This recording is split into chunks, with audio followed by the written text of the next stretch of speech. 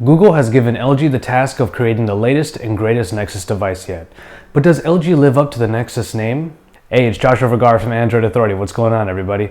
And this is the Google Nexus 4 by LG. The Nexus 1, the Nexus S, the Galaxy Nexus as you see here, and now the Nexus 4. Not only is it the fourth iteration of Google's Nexus, it also sports a 4.7-inch screen. What a coincidence. Okay, jokes aside, LG has spared no expense in making their top-tier devices for this year. You probably saw the LG Optimus G already, and now you have the Google Nexus 4.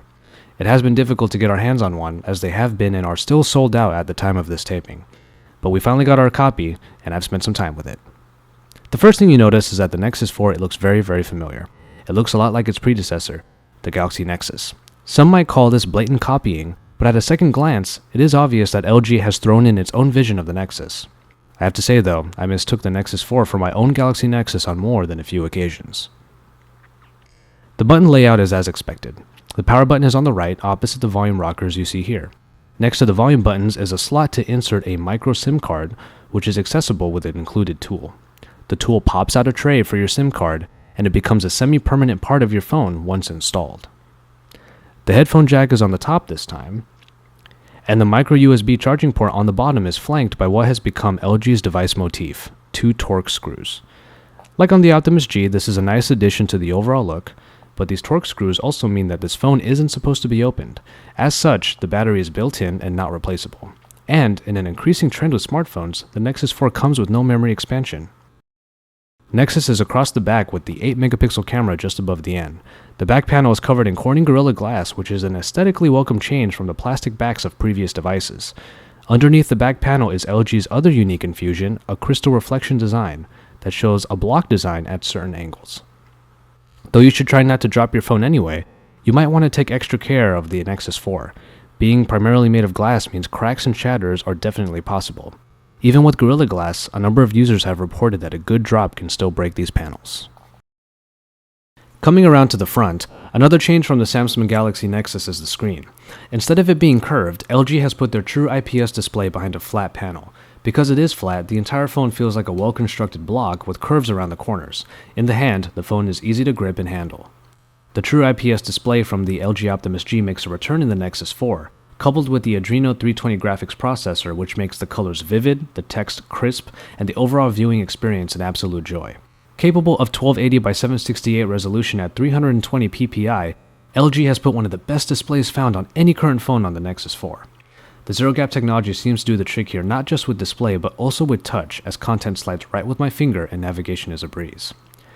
Now there have been some reports of some delay in primarily the pinch to zoom function, as apparently the Nexus 4 sometimes doesn't render multi-touch perfectly.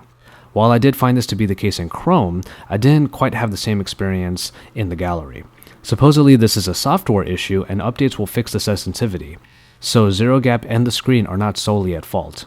Honestly, general touch and swipe worked wonderfully for me, and if pinching to zoom ever had a bit of lag, it was just a matter of time before I was used to it and it became an afterthought.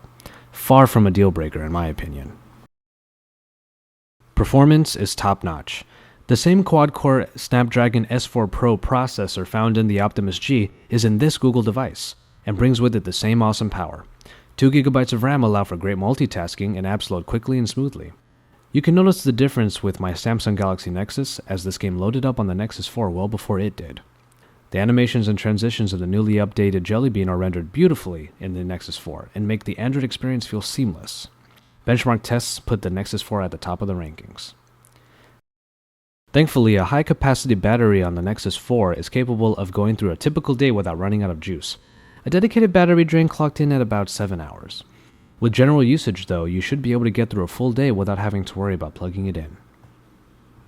Connectivity on the Nexus 4 has been a hot topic, as Google's latest device does not fully support LTE. While it is possible to enable 4G LTE deep within the settings, the results have been mixed, and have certainly brought little to no success in the United States. Instead, the Nexus 4 uses HSPA Plus networks, which are slower than LTE. After testing connectivity to the T-Mobile network, I did find HSPA Plus to be indeed slow, but still adequate for most tasks. However, at full reception strength on the Nexus 4, I felt that T-Mobile's mobile network did well to keep up with my Verizon LTE, running on my Galaxy Nexus, which was only at half reception strength. But that was just my experience, and to be honest, having adequate speeds is way better than not having mobile internet at all. One thing I did find nice about the Nexus 4 is that its beam still works with previous devices. It's good to know that some sort of continuity and backwards compatibility exists with the Nexus line. As you can see here, NFC beam works both ways with my Galaxy Nexus. Simply touch the two backs of the two phones together, and when you are prompted, touch the screen of one of the phones in order to beam. On the other side, on the other phone, you should see that the beam is complete and that whatever you are transferring has gone straight through. The camera of the Nexus 4 is an improvement from before, bringing a few more megapixels for a total of 8. More importantly, the interface has been overhauled, replacing the traditional menus with touch and swipe settings.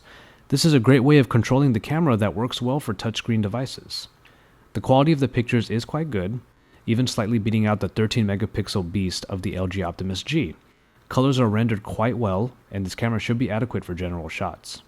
Photosphere is included in this iteration of the Android camera, which allows for the device to capture 360-degree shots, much like those found in Street View.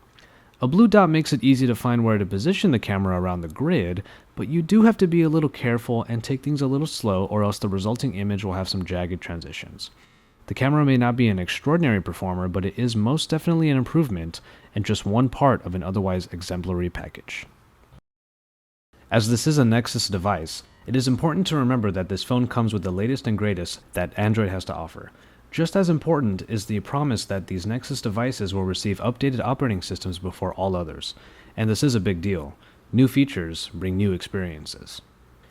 An updated notification dropdown has been introduced in Jelly Bean 4.2 that allows easy access to your most used settings. This dropdown can be accessed by using that button at the top right of the dropdown or by using a two-finger swipe down.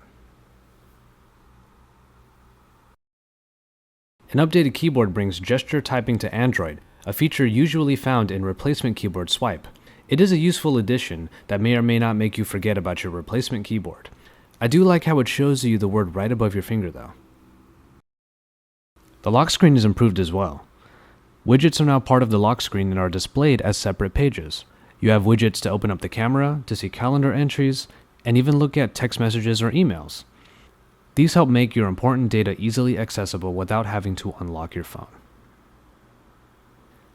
Google Now has also been updated with some new cards to bring you even more information at your fingertips. It remains as a useful and very pretty auto-populating hub that should continue to get better. And finally, I will mention the new Daydream feature, which displays a clock, some photos, or even just some colors on the screen while your phone is docked or charging. It really is a nice way to utilize your phone when it's just sitting on the desk or on your nightstand. Aside from all that, some new design updates are included in the Nexus 4's updated Jelly Bean 4.2. There are plenty of new things to discover throughout the operating system, and all in all, it is a worthwhile update that further increases the appeal of Google's newest official device. And so, there you have it. By staying true to the Nexus roots while bringing new ideas to the table, LG has solidified its comeback story with their take on the Nexus.